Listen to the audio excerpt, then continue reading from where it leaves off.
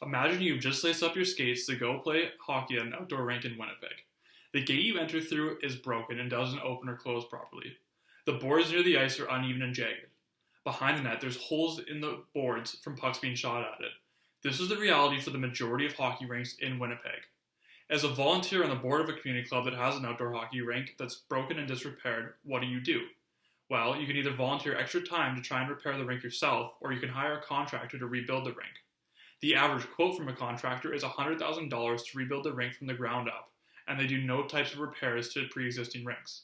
The solution Winnipeg Rink Repair offers is fixing and repairing broken hockey rinks at a fraction of the cost and significantly less time. Winnipeg Rink Repair focuses on the problem areas of outdoor hockey rinks while salvaging the good parts. Our process costs less than $10,000 and can be done in a matter of 2 weeks. We specialize in vertical board, running board, and ledger board replacement. We can replace chain link, we can replace supports, and we can fix broken or uneven gates. Use Winnipeg Rink Repair for a more economical solution to get your outdoor hockey rink ready for the hockey season this year.